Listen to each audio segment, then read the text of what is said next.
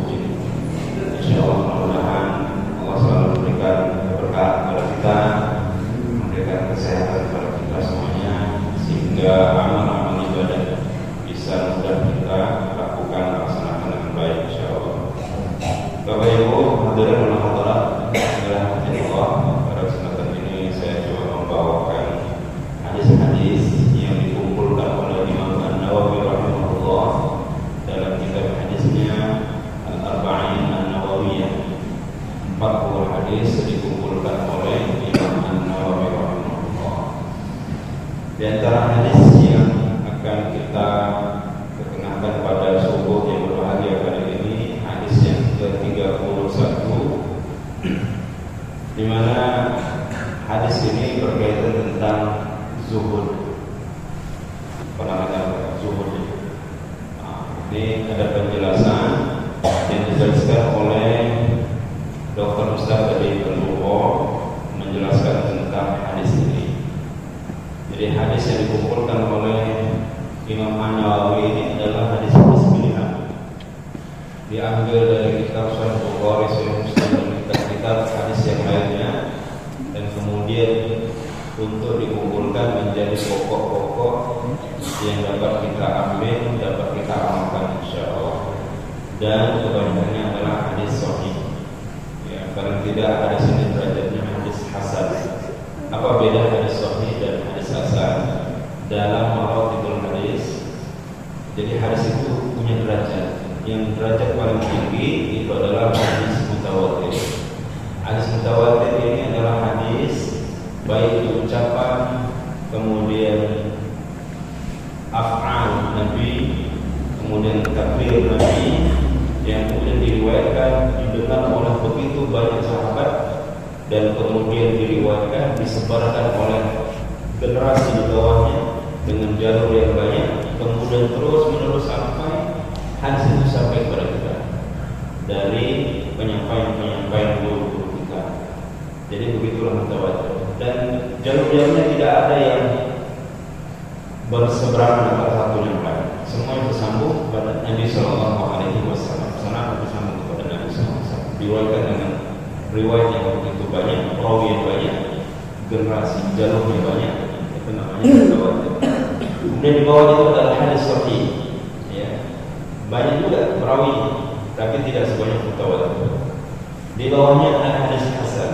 Begitu juga derajatnya, tidak sampai dengan hadis sahih. Begitu juga yang di bawahnya adalah hadis dhaif, hadis yang lemah. Jadi mungkin ada periwayatan generasi yang meriwayatkan, mungkin bisa jadi ada sedikit kekurangan perawinya, cacat mungkin. Kemudian kadang ingatannya tidak kuat. Jadi kalau ada orang yang ingatan tak kuat meriwayatkan hadis, itu bisa mempengaruhi derajat hadis. Bahkan satu kisah pernah ada seorang ulama mencari hadis yang lain. Jadi ketika sampai dia di sana, ternyata apa yang dia lihat, Bapak Ibu sekalian, dia melihat nama ini sedang memberi, seakan dia memberi makan ayamnya, tapi tidak dikasih, dipanggil. Gimana Pak manggil ayam? Gitu ya. Tapi tidak dikasih makan. Jadi setelah itu tak jadi dia ambil hadis dari ulama sampai begitu menjaga agar hadis ini keluar dari orang-orang yang betul menjaga dirinya, menjaga syakhsiyah diri, akhlaknya udah dipanggil tak dikasih makan. Maka kemudian ulama kita jadi mengambil hadis dari begitu terjaganya hadis Nabi ini, ya, dan begitulah luar biasa penyaksian hadis-hadis diambil dari orang-orang yang terpercaya, istiqomah, dan kemudian orang yang kuat imannya, kemudian orang, kemudian zuhud dan sebagainya. Nah, hadis ini adalah hadis derajatnya hadis hasan. Ya, kita bacakan hadisnya, matanya. An Abi Abbas Sahal bin Sa'ad As-Sa'idi radhiyallahu anhu qala jaa rajulun ila an-nabiy sallallahu alaihi wasallam faqala ya Rasulullah dullani ala amalin idza 'amiltuhu ahabbani Allah wa ahabbani an-nas faqala izhad fid dunya yuhibbuka Allah wazhad fi ma 'inda an-nas yuhibbuka an-nas. Hadis hasan rawahu Ibnu Majah wa ghayruhu bi asanidihi hasan. Artinya Abul Abbas Sahal bin Sa'id As-Sa'idi radhiyallahu anhu.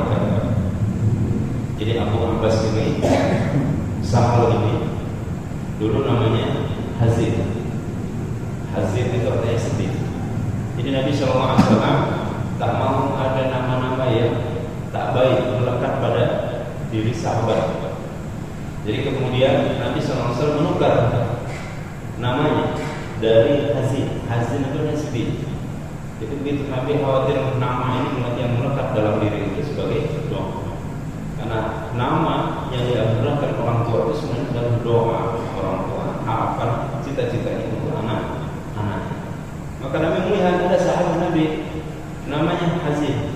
Maka kemudian nama Hazin ini diganti oleh Nabi dengan nama Sahal. Sahal itu artinya mudah. Jadi doa Nabi kepada Abi Abbas ini supaya urusannya dimudahkan oleh Allah Subhanahu wa taala. Nah, begitu. Jadi kita kalau menambahkan nama, memberikan nama kepada anak kita, mencari anak kita, cucu kita nanti, itu dengan nama sebagai doa. Ada pula nama yang tak tahu kita artinya, yang penting berbeda Ustaz.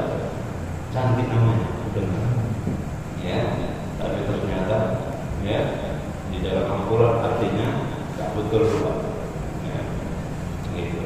Jadi berikanlah nama-nama yang terbaik. Dan nama yang terbaik itu adalah Abdullah, Abdul Rahman, itu nama-nama terbaik.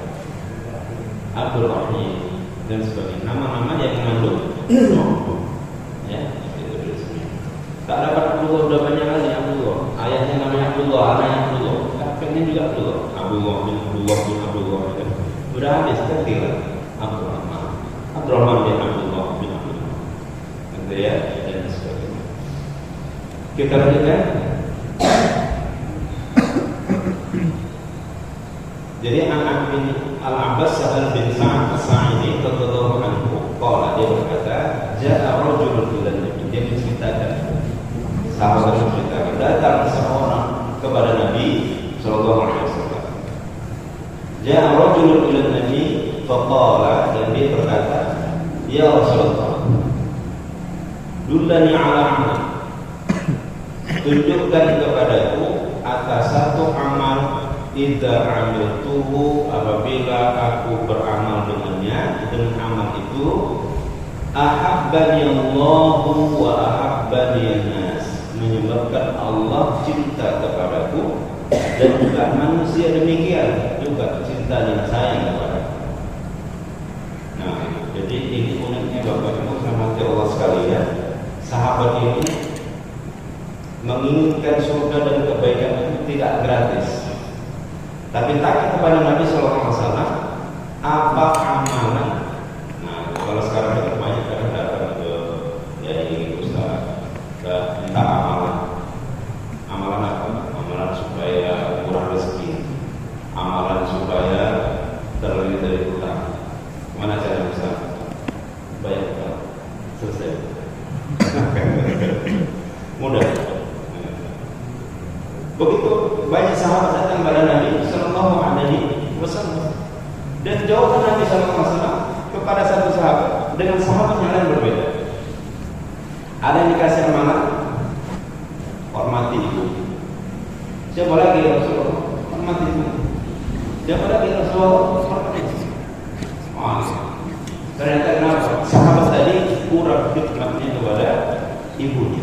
Jadi nanti tahu sebulan datang kepada Nabi. Ada lagi amal yang paling baik apa ya Rasulullah? Amal seorang hamba yang dilakukan dengan tangannya sendiri. Artinya jangan minta-minta, jangan bergantung kepada orang lain, harus mandiri. Mau apa saja dengan usaha, dengan keterampilan, keahlian yang dia miliki. Kenapa? Oh, ternyata sahabat ini ya masih kurang amalnya, masih ada sedikit malas-malasan. Maka dikasih Nabi saja begitu. Dan ini juga datang Ar-Rajul, seorang laki-laki, kepada Nabi Sallallahu Alaihi Wasallam bertanya, minta amal supaya Allah itu mencintaiku dan kemudian manusia juga cinta dan sayang.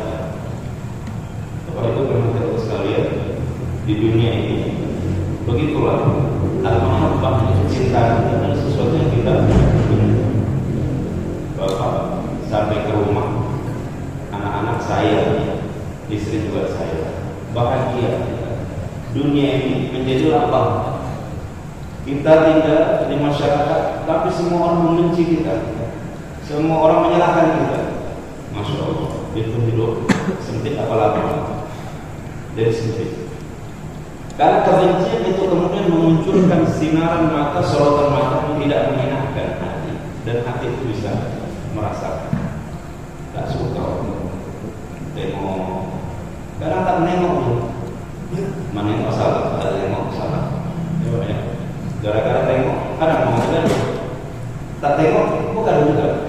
Nah, tapi pandangan manusia ini, kebencian itu bisa menimbulkan, menampakkan, dan bisa ditangkap oleh seseorang yang merasa gitu. Tapi pandangan kesenangan, pandangan saudara kita yang mencintai saudaranya itu terpancar dan nampak dan mudah bisa kita rasakan. Ini kayak tak suka dia. Tapi jangan pula kita bersuuzon kepada kita.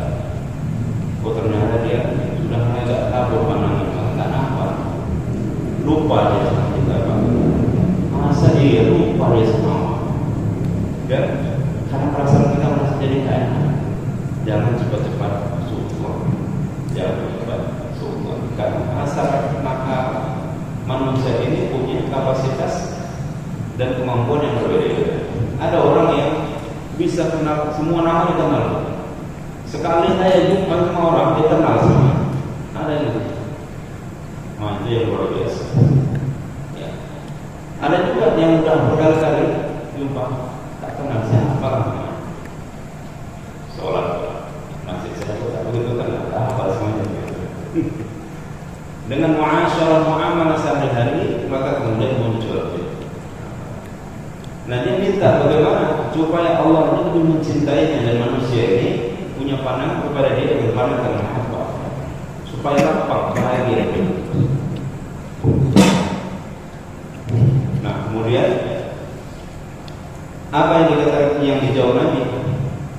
Faqala, Nabi bersabda, izhad fid dunya, bersyukurlah kamu pada dunia ini, maka saya yuhibbukallah, Allah akan memberikan cinta kepadamu. Ini hablum minallah. Yang kedua, jawaban Nabi, wazhad fima 'indan nas yuhibbukan nas. Dan berzuhudlah kamu akan ada dalam manusia itu yuhibbukan nas, maka niscaya pasti manusia pun akan mencintai. Hadis riwayat Ibnu Majah ada riwayatnya dalam hadis ini hadis hasan. Jadi luar biasa bahwa kalau dalam pandangan kita zuhud ini itu kan orang yang pakaian lusuh, pakaian yang biasa-biasa saja, rumah hampir mau zuhud. Kenapa ini orang lusuh sekali, yang rumahnya miring gitu ya. Jadi bukan seperti itu yang dikatakan dengan zuhud. Orang yang berlemas semangat, kemudian orang yang kalau misalnya makanan di rumah makan pakai kecap, makan pakai garam, pakai minyak jelantah, udah kenapa zuhud? Enak ulang dulu Pak, ada lauk itu jadi enggak pakai garam, carut garam, enak ya. Tak mau makan yang kita mau supaya tidak dunia tidak ada pada diri. Apakah demikian yang dikatakan? Selop udah pakai selop swallow, kemudian tapaknya udah nempel di selop itu, jejak tapak kakinya udah nempel itu, artinya udah berbekas ya, nggak putih lagi, udah kaki dia ada di situ, masih juga, udah copot masih juga, soalnya pakaiannya koyak. Zuhud.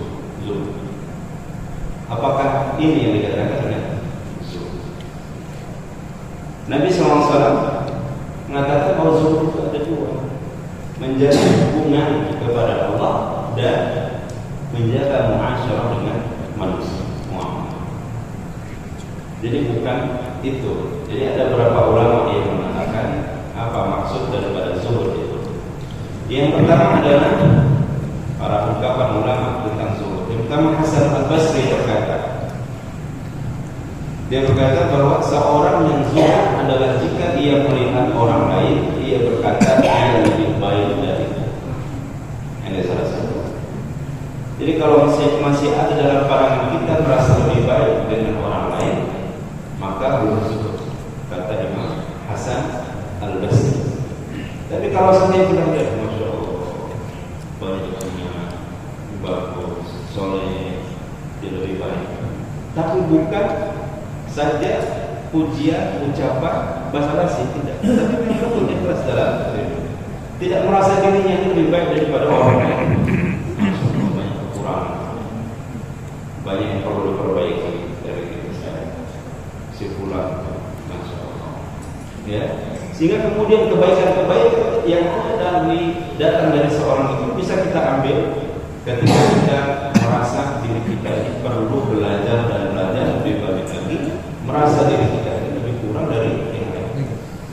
Tapi kalau sudah datang dalam diri kita rasa kita lebih baik, pakaian kita lebih baik, kita merasa lebih soleh, rumah kita lebih cantik, mobil kita lebih mewah, dan kemudian kita terus berkata-kata dalam diri kita dan pikiran kita bahwa kita adalah lebih baik dengan kelebihan-kelebihan yang Allah berikan kepada kita, maka menurut Imam Hasan Al-Basri bahwa kita belum langsung.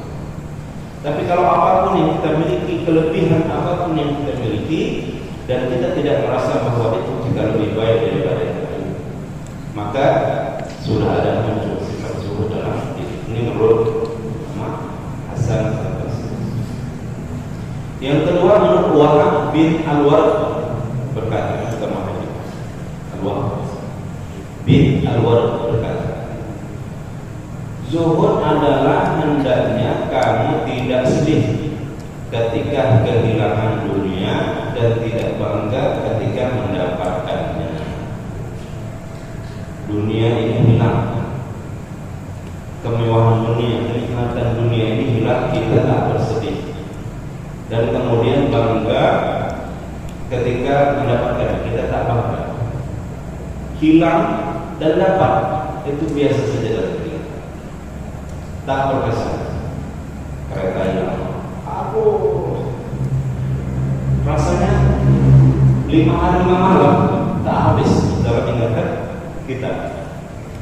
Dunia itu ya Ustaz, gimana Ustaz? Tiap hari cari makan dengan kereta hilang. Ujian dari Allah.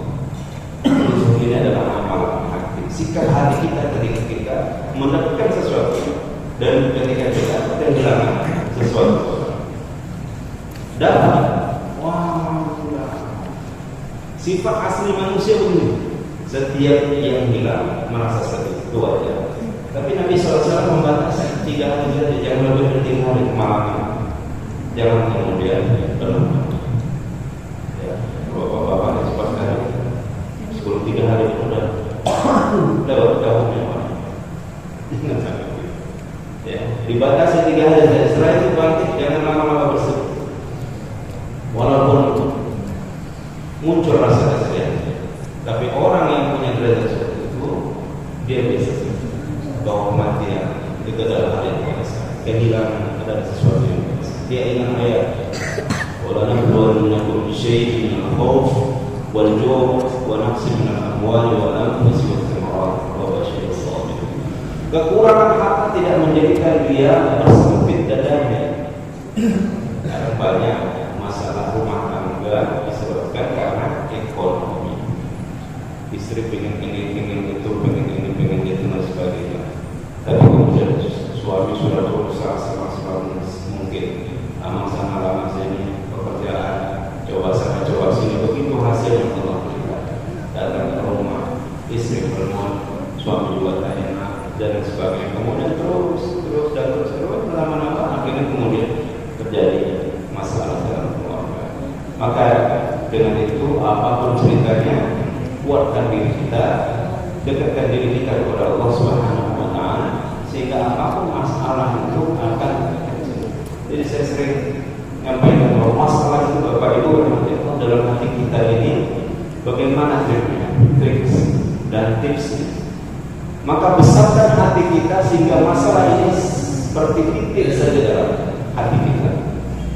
Tapi kalau hati kita sempitkan dan kemudian memenuhi masalah itu, maka seakan-akan nanti hati kita itu dipenuhi oleh titik itu saja. Tapi kalau kita lapangkan diri kita, maka kemudian masalah ini menjadi hanya sekedar titik saja. Jadi titik ini kan sebenarnya bulat.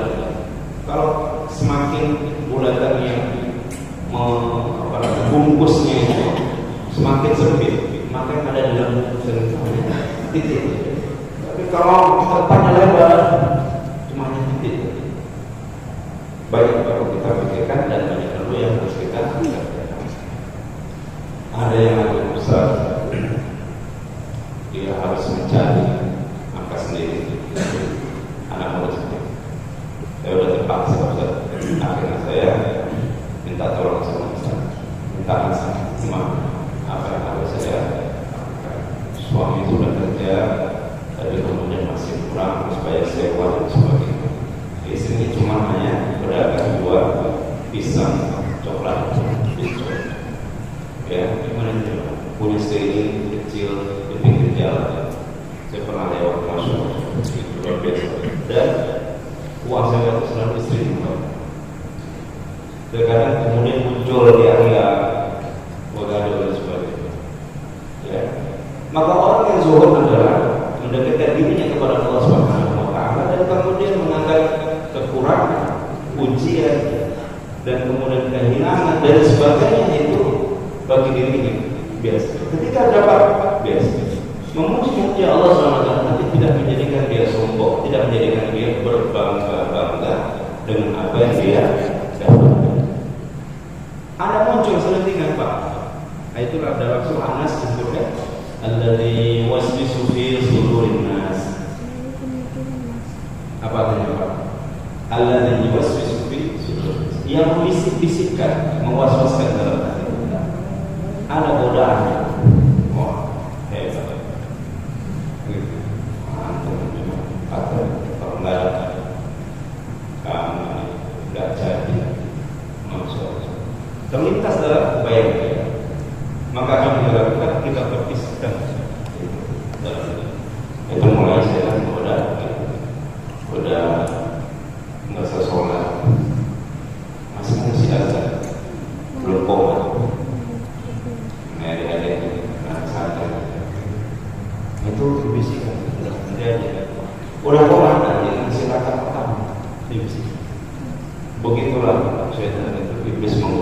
sampai kita tidak melakukan amal ibadah, melakukan amal tepat waktu, cepat-cepat, banyak dibisikkan. Wah, hebat. Hebat, bisa bangun cepat, bisa sholat tahajud, bisa tidak tinggal rumah, bisa tidak tinggal di kos. Gitu aja, sedikit saja Pak, dibisikkan, dinyang-nyangkan dalam diri kita. Gitu. Tapi kalau iya, udah jadi. Tapi kalau diri kita mengatakan iya, masih azan, bisa tidak? Masih komat, belum rakaat pertama. Udah rakaat pertama, masih ada rakaat kedua, bisa. Rakaat tiga masih. Terus sampai habis, ini kan bisa sholat sendiri, bisa juga sholat biasanya. Dan sebagainya itu sampai habis. Kalau saya nanti butuh ini, nanti beli makan mana, beli ini, beli itu, nanti kurang. Kalau itu sedekah wakaf, masjid kita mau membebaskan wakaf 10.000 mau bayar, malu, namanya 10 Pak. Akhirnya hamba Allah saja. Tapi ada juga infak besar, alhamdulillah. Sebentar, kalau tersebut itu berbeda dalam hal ini. Masya Allah, itu ujian Allah Subhanahu wa Ta'ala. Tak disebut nama kita, disebut nama kita, kecil kita buat dan sebagainya. Itu udah semuanya kita gantung kepada Allah Subhanahu wa Ta'ala. Tak ada sakit. Udah dalam nama Allah saja. Untuk berusaha untuk ikhlas. Hamba Allah, hamba Allah semua. Yang mana yang boleh? Pilih juga, bukan supaya lebih mempertanggung jawabkan. Maka muncul rasa kemudian itu hanya untuk bertanya saja, cukup di situ saja. Jangan sampai kemudian udah banyak, udah banyak ini sebulan, nanti bulan dan sebagainya. Ini muncul kemudian bisikan-bisikan yang lain. Sudah, kebaikan yang kita lakukan kepada orang lain lupakan. Tapi jangan sampai kebaikan orang lain kepada kita lupakan. Jangan sampai. Kebaikan kita saja sudah. Sampai ternyata ada orang datang kepada kita, dulu kan Bapak menolong saya, siapa ya? Sampai lupa kita begitu. Itu sudah, lupakan kebaikan-kebaikan yang kita berikan atas izin Allah, karena semua itu atas izin Allah Subhanahu wa Ta'ala. Bisa memberikan kelapangan kepada orang lain. Sudah. Yang masalah kan kalau kita dengan dulu dia susah sekali, kalau enggak dia dulu susah kali terus begitu merasa bangga dalam diri. Maka kata Wahab bin Alwar ulama ini bahwa kehilangan dunia dan tidak bangga juga mendapatkannya, tidak begitu kebiasaan. Bersyukur pada Allah Subhanahu, tapi tidak menjadi kembali. Maka ketika datang musibah, kehilangan sesuatu, maka inna lillahi wa inna ilaihi raji'un. Orang sakit kok dibilang inna lillahi wa inna ilaihi raji'un. Sakit Pak, ini doa kalau musibah dan suatu musibah, kalau inna lillahi wa inna ilaihi raji'un. Sakit juga, tapi kata lazim. Ada meninggal, inna lillahi wa inna raji'un. Mesti pulang sakit keras, inna lillahi wa inna ilaihi raji'un. Orang tak paham, masya Allah, udah sakit sekarang begitu ada rasul mati.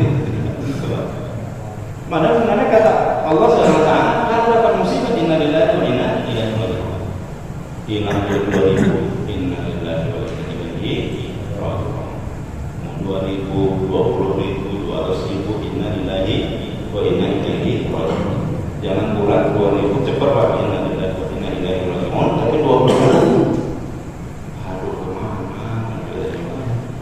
Dengan rasa bersedih berlebihan ketika jumlah itu lebih. Bisa jadi mungkin ada sedekah kita yang kurang ikhlas, ada mungkin sedekah kita yang kurang banyak, karena mungkin sudah diikhlaskan saja. Pulang sholat isya, tengok kok bawa kunci kereta, tadi bawa kereta kayak masuk ternyata kereta sudah Kembali kepada Allah Subhanahu wa Ta'ala. Inna lillahi wa inna ilaihi raji'un.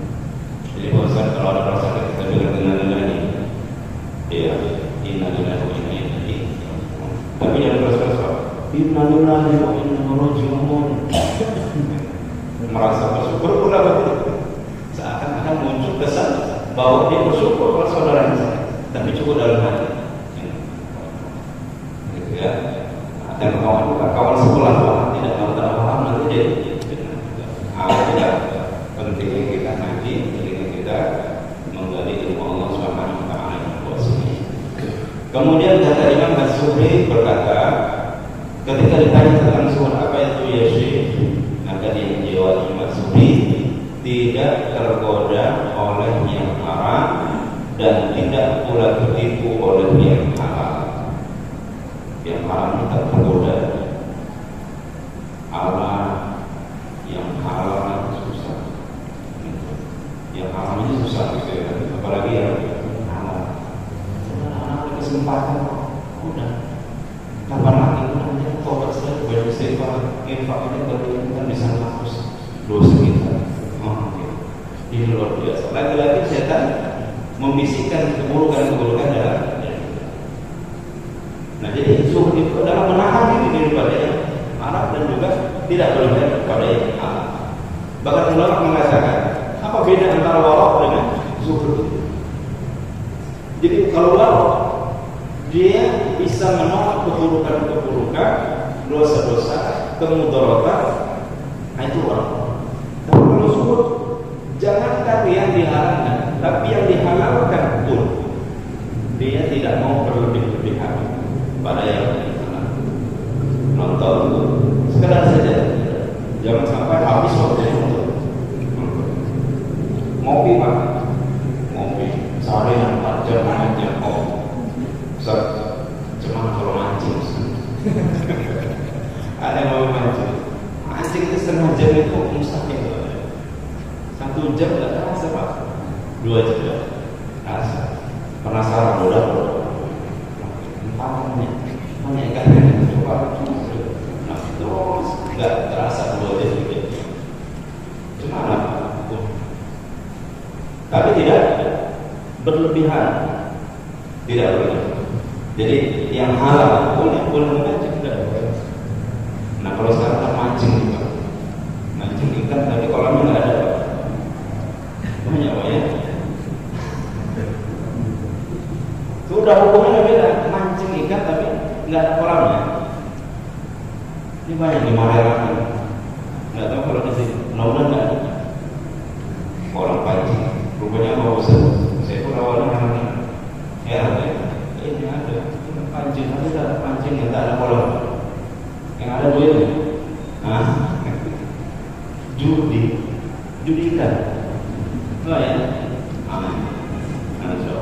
dan itu kadang di backup, dilindungi, masya Allah. Ini seperti kita menjemput musibah azab dari Allah SWT. Bagaimana kamu bisa selamat? Kalau sudah orang ke masjid itu insya Allah mudah-mudahan hatinya dilunakkan Allah, dilebutkan Allah SWT karena hidayah Allah Subhanahu wa Ta'ala. Ini yang menjadi doakan kepada yang di luar supaya bisa bersama datang ke rumah Allah Subhanahu wa Ta'ala akan mendapatkan kebaikan. Yang halal yang halal dan kemudian yang halal tidak berlebih-lebihan, karena segala sesuatu yang berlebih ini memberikan mudarat juga kepada diri. Apalagi halal boleh, tapi terus. Nah orang yang zuhud itu menahan diri, hanya sekedar saja. Jangan kaya, minum halal saja ya. Itu kata Imam Az-Zuhri. Kemudian kata Sufyan bin Uyainah berkata, seorang yang zuhud adalah jika dia mendapatkan nikmat, ia bersyukur, dan jika dia ditimpa musibah, ia sabar. Seperti hadis Nabi SAW. Ya, jadi sangat unik orang beriman ini. Bagaimana keunikannya orang Islam ini? Dia selalu kalau diberikan musibah kepadanya, dia bersabar kepada Allah Subhanahu wa Ta'ala, hatinya bersabar, dan kemudian ya dia bersyukur kalau misalnya dapat kenikmatan dari Allah. Alhamdulillah. Jadi tidak bangga, sikap hati kalau datang musibah bersabar dan kemudian kalau kehilangan sesuatu bersabar, dan kalau dia mendapatkan sesuatu dia bersyukur kepada Allah. Jadi dikaitkan segala sesuatu yang datang yang tidak itu kepada Allah Subhanahu wa taala, sehingga kemudian menjadi kuat. Lam fisal dalam ayat Allah.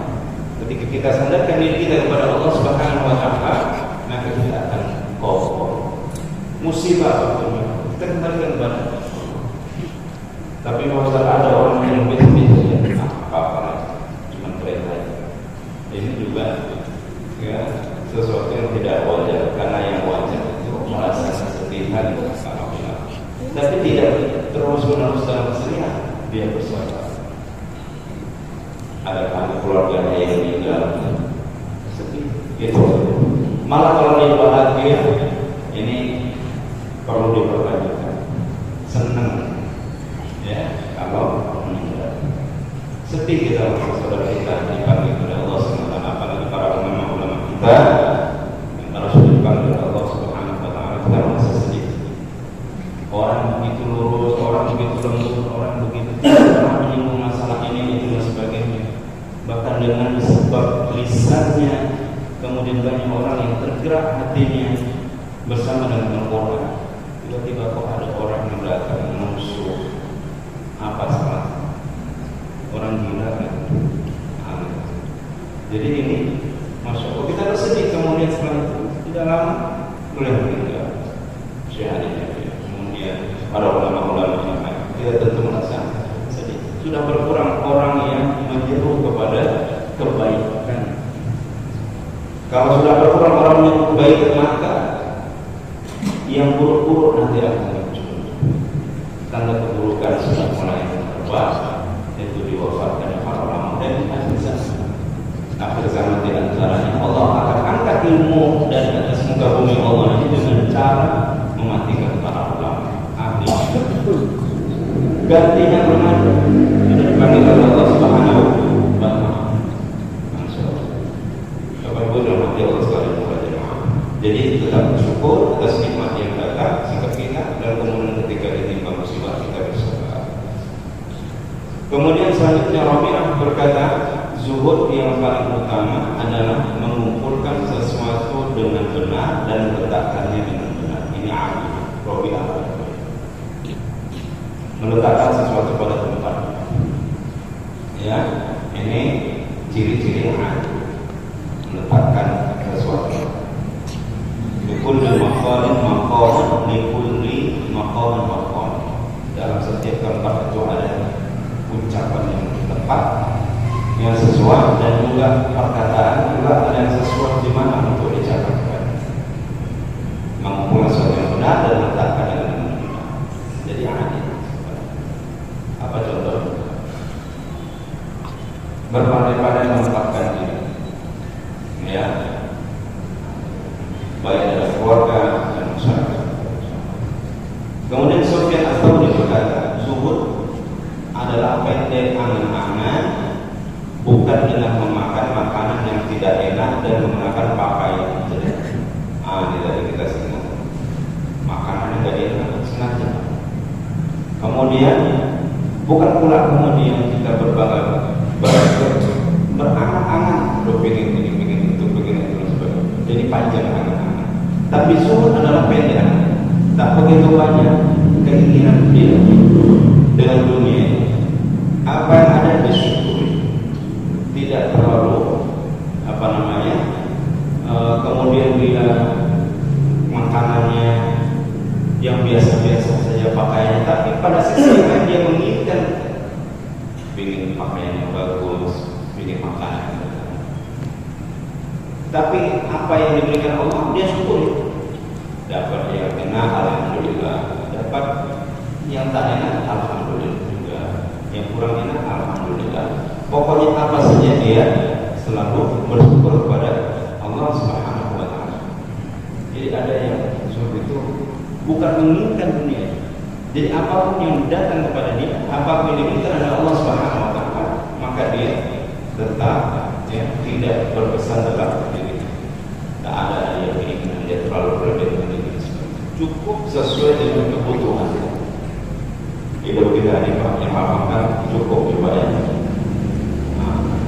Ya, yang penting cukup makan, cukup beli pakaian, cukup anak di sekolah, cukup rezekinya.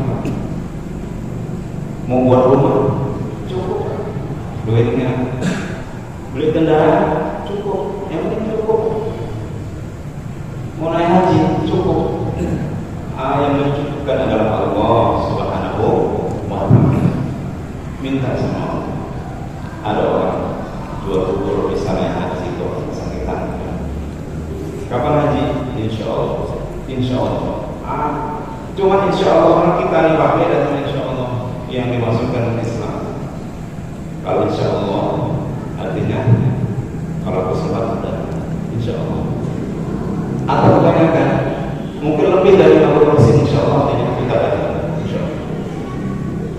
Tapi sebenarnya insya Allah ini keinginan kuat untuk datang hanya sebab kalau Allah mentakdirkan berbeda itu. Maka mungkin dia tidak niatnya tidak datang itu nggak ada ketika juga insya Allah. Tapi kalau kita insya Allah bahkan tidak ada insya Allah. Tapi jangan mau tak datang. Nah begitu.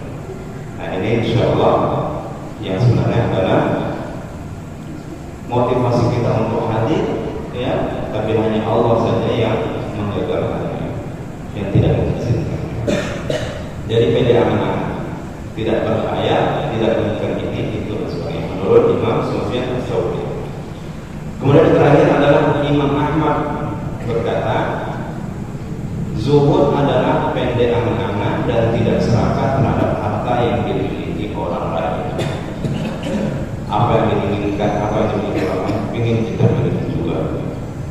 Ini kata Anjali tidaklah ada sifat zuhud dalam diri. Akan tetapi apa yang dimiliki orang lain sudah itu takdir Allah dan nikmat dari Allah Subhanahu wa Ta'ala.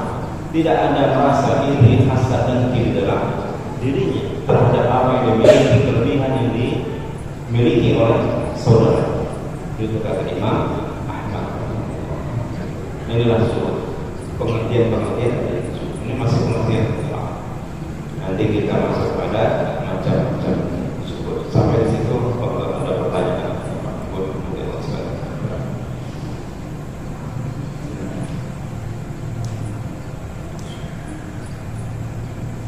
jadi Ustaz, bolehkah kita kaya? Ya boleh. Karena zuhud ini tidak terkait dengan miskin atau kaya. Si miskin bisa berzuhud dan orang kaya juga bisa berzuhud. Kalau miskin dengan kemiskinannya, miskin kan dengan kaya adalah sebenarnya sikap hati kita. Ada orang mau diberikan kelebihan Allah SWT, gajinya 30-an juta ke atas, tapi masih korupsi. Sudah ada gaji tetapnya, tapi merasa masih kurang kaya. Jadi kekayaan adalah yang merasa cukup dengan apa yang Allah berikan kepada diri. Walaupun hartanya banyak, mentang sana sini juga, pingin ini pingin itu, panjang anak-anak.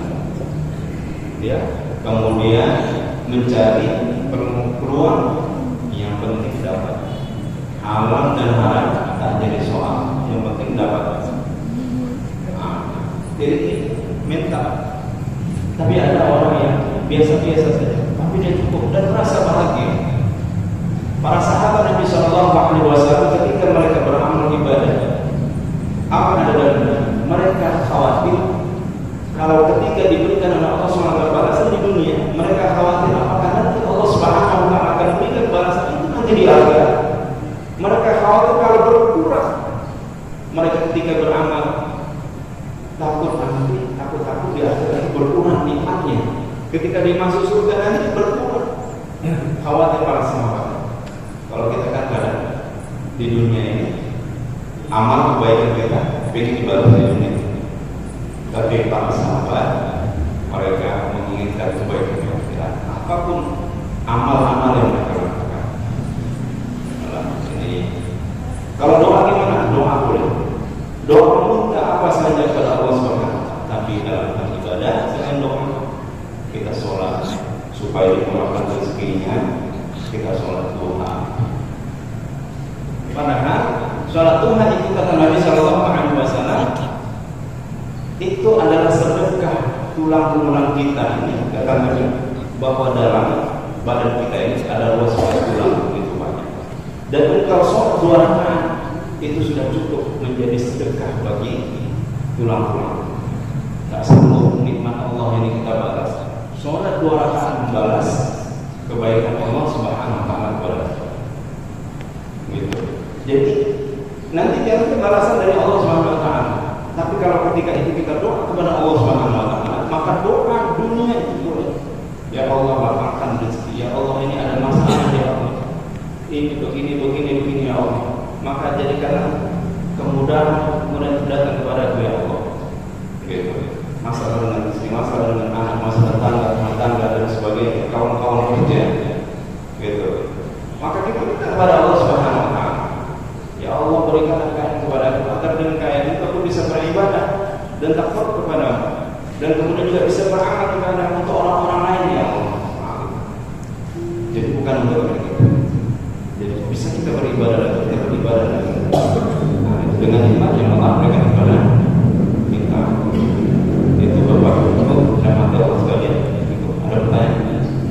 Pak.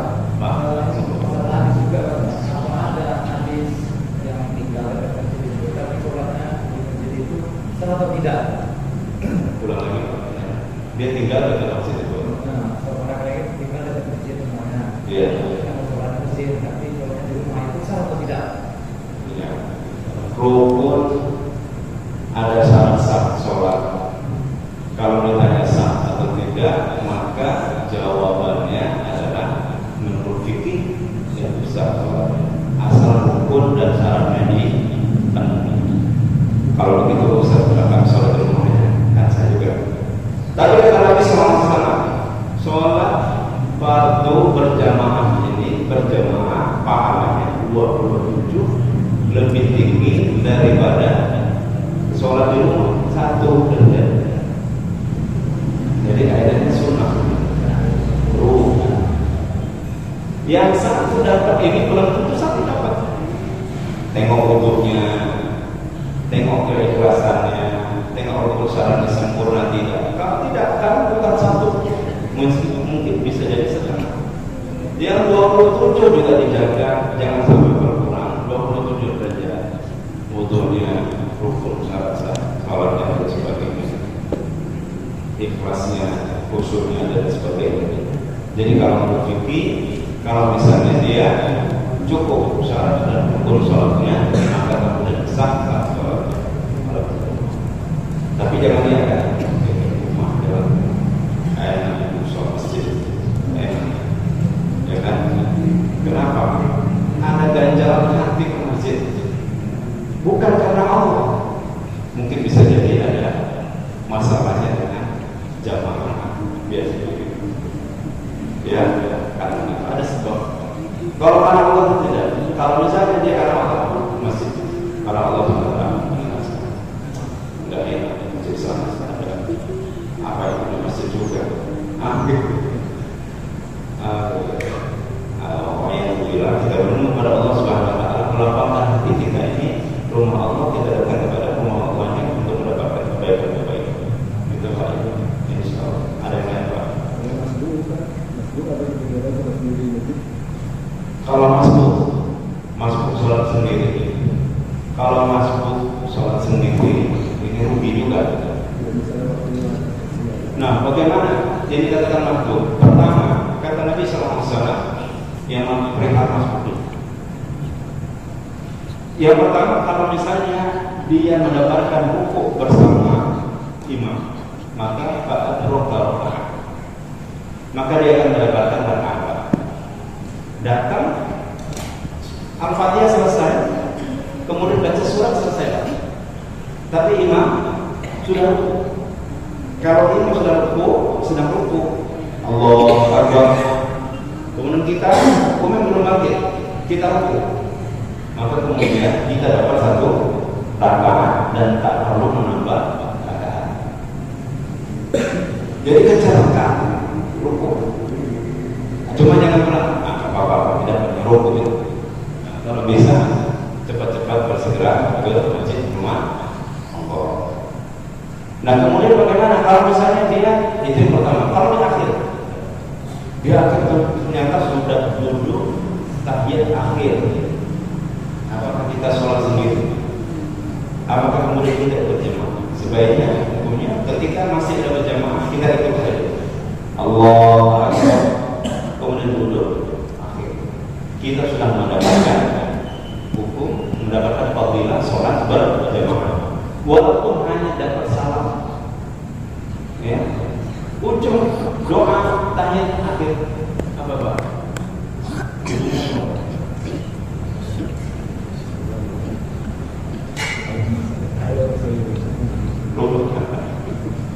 Dari awal dibaca bila alamina innaka hamidun majid, baca ujungnya harus dari awal. Bila alamina innaka hamidun majid, itu doanya ya. Saya ragu bapak saya doakan. Belum sudah baca innaka hamidun majid, belum salah. Dapat enggak fadilah berjamaah?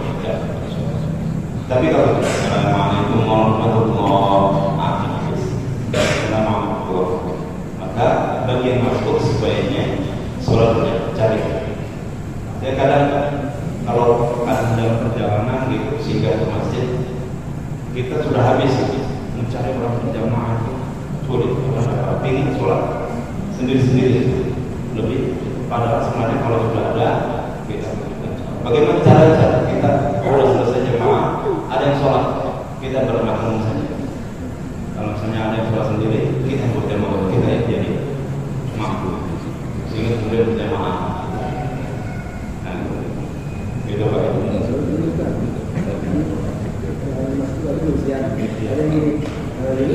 Oh, yang masuk, dia kan belum siap. Kemudian diikutkan. Sebagian ulama mengatakan membolehkan bersama, tapi jangan bahasa lagi. Nanti yang masuk yang kedua, belum jadi mana? Datang lagi. Kalau masuk yang pertama ada ulama sudah buat jamaah. Kalau sudah habis, jangan bersama-sama nanti belakang memanjang belakang masuk. Kalau yang kedua masuk, ada ulama mengatakan boleh. Jadi bagaimana merubah niatnya gitu? Ya, jadi kita yang imam akan mendapatkan fadilah berjamaah dengan imam yang ada di depan. Dan kemudian orang datang belakangan dia akan mendapatkan fadilah berjamaah dengan kita sebagai imamnya.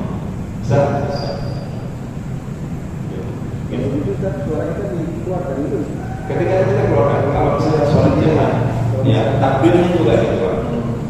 Jadi kita kalau sudah disetor belakang belakangnya dia jamaah belakang, maka kita ubah dari takbir dengan kita. Karena kita takbir itu kan takbir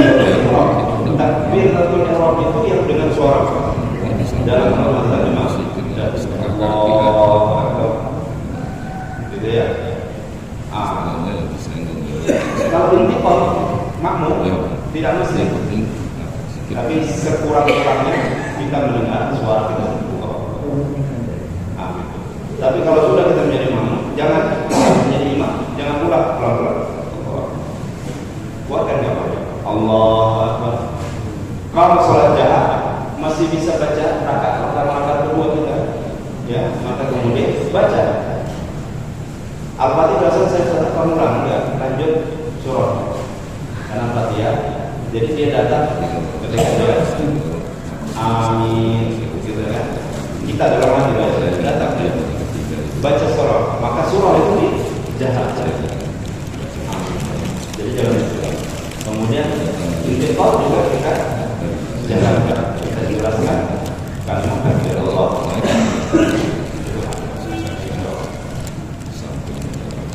Ada lagi?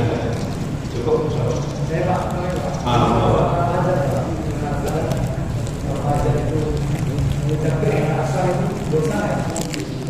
Asal tidak salah. Apakah dosa atau tidak? Enggak Pak. Apakah ada hukum azan ini batal, sah atau tidak sah? Azan ini enggak. Jawab dulu, apa hukum azan? Apa hukum azan? Apakah wajib? Hukum azan ini adalah sunnah muakkad. Jadi tidak sampai kepada wajib.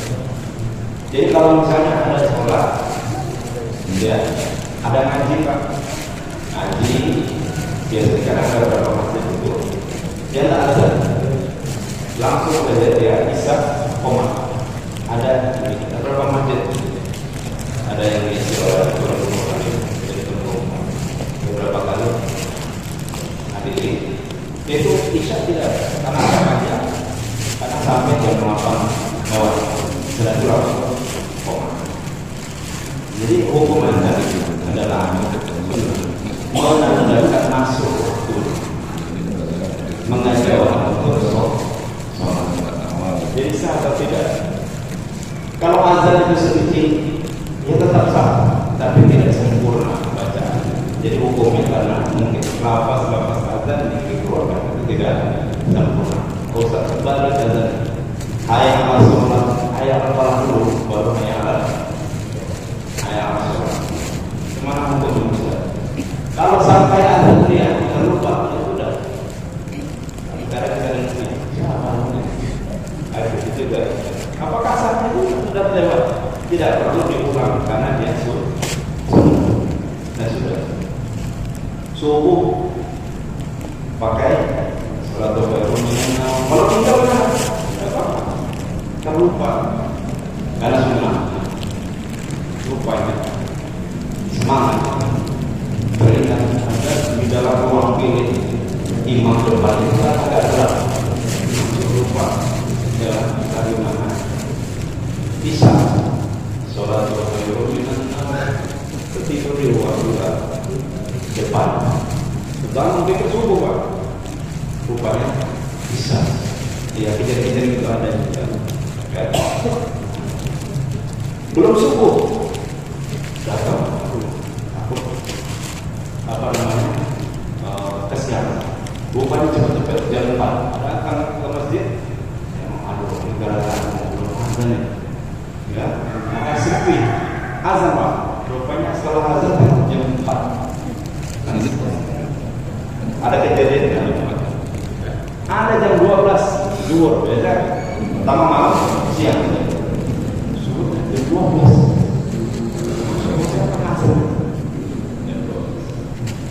Ketika itu Pak diingatkan, dia kemudian tahu bahwa itu bukan azan waktu masuk sholat baru dia nggak ada masalah. Kemudian pulang dia nanti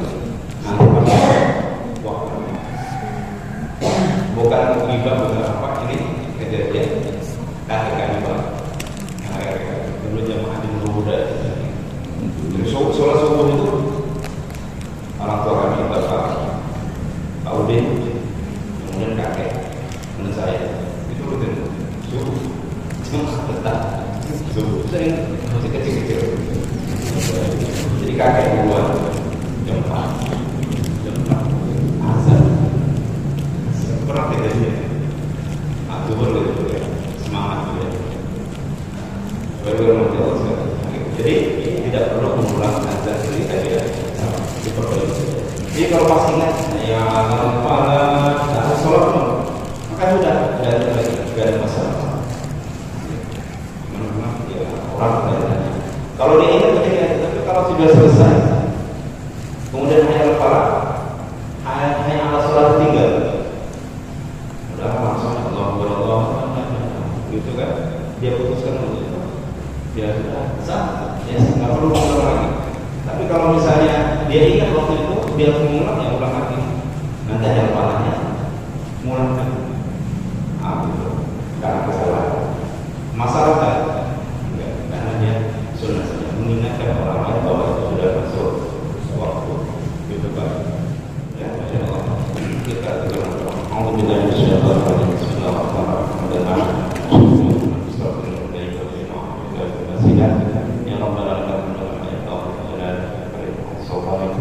Allahumma la ilma lana illa ma 'allamtana innaka antal 'alimul hakim. Wa tub 'alaina innaka tawwabur rahim. Rabbana hab lana min azwajina wa dhurriyyatina qurrata a'yun waj'alna lil muttaqina imama. Rabbana atina